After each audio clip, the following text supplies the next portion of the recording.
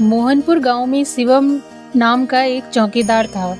वह रात भर गांव की गलियों में लाठी लेकर आवाज लगाता घूमता था। इसके चलते गांव वाले चैन की नींद सोते थे।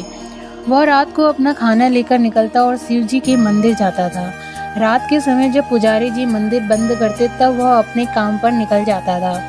एक दिन पुजारी जी ने पूछा, शिवम, यह सभी गांव वाले सुबह मंदिर आते हैं और तू रात को मंदिर आता है, उसके बाद मंदिर बंद होने तक बैठा रहता है। शिवम बोला, पंडित जी, जब तक मैं भगवान के दर्शन नहीं कर लेता मैं अपने काम पर नहीं जा सकता। दूसरा, जब तक भगवान बैठे रहते हैं मुझे गांव की चिंता नहीं है। जब ये सो जाते हैं तब मैं गांव की रखवाली करने निकलता हूँ। पुजारी जी बोले, तुझे इतना विश्वास है शिव जी पर? शिवम, हाँ पंडित जी, मेरा अटूट विश्वास है।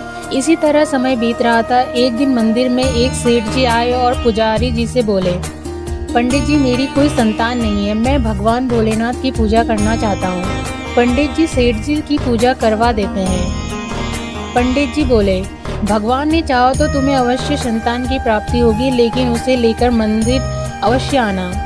1 साल बाद सेठ जी के घर बेटा पैदा होता है। वे अपनी पत्नी व बच्चे के साथ मंदिर पहुँच जाते हैं। सेठ जी बोले, पंडित जी, भोले बाबा ने मेरी पुकार सुन ली। यह सुनकर पंडित जी बहुत खुश होते हैं। उसके बाद सेठ जी कहते हैं, पंडित जी, मैं इस शिवलिंग की जगह सोने का शिवलिंग स्थापित करना चाहता हूँ। यह आप क्या कह रहे हैं? सेठ जी ने, यह शिवलिंग बहुत पुराना है, हम इसे नहीं हटा सकते, और अगर आपने सोने का शिवलिंग स्थापित कर दिया तो इस खबर के फैलते ही शिवलिंग चोरी होने का खतरा बढ़ जाएगा। सेठ जी बोले, लेकिन पंडित जी, मैंने निर्णय ले लिया है, आप कोई उपाय बताइए।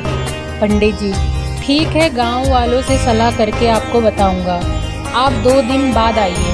रात को पंडित जी शिवम से बात करते हैं। शिवम बोला, पंडित जी, आप चिंता ना करें, भोलेनाथ पूरे संसार की रक्षा करते हैं, क्या अपने शिवलिंग की रक्षा नहीं कर पाएंगे? आप एक काम कीजिए, सेठ जी से कहिए इस शिवलिंग को ही सोने से मढ़वा दें, इससे यह शिवलिंग सोने का दिखने लगेगा और इसे हटाना भी नहीं पड़ेगा।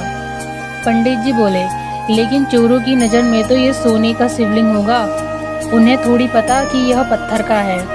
शिवम बोला, आप उसकी चिंता मत कीजिए, जब भोलेनाथ पर छोड़ दीजिए सब कुछ। पंडित जी अगले दिन सेठ जी को सब बता देते हैं।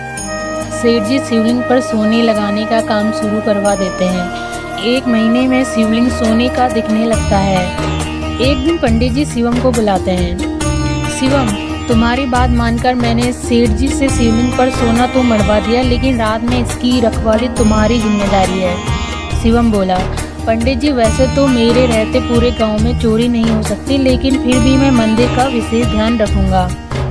एक दिन रात को शिवम मंदिर के पास से गुजर रहा था तो उसने देखा मंदिर के द्वार खुले हैं और एक आदमी शिवलिंग के पास कम्बल ओढ़कर बैठा है।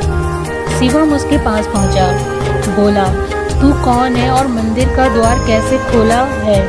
चोर है क्या तू? आदमी बोला, नहीं, मैं चोर नहीं हूँ, मैं केवल यह सोना हटाना चाहता हूँ, तुम इस सोने को ले जाओ। शिवम बोला, क्या मतलब, इस सोने को क्यों हटा रहे हो? वह आदमी बोला, यह सोना तुम्हारे कारण लगा है, इसलिए मैं चाहता हूँ कि यह सोना तुम ही ले जाओ। शिवम बोला, आप कौन हैं और ऐसा क्यों बोल रहे हैं? तभी वह आदमी भगवान शिव के रूप में प्रकट हो जाते हैं। शिव जी बोले, मेरे और मेरे भक्तों के बीच में यह सोने की दीवार खड़ी कर दी है।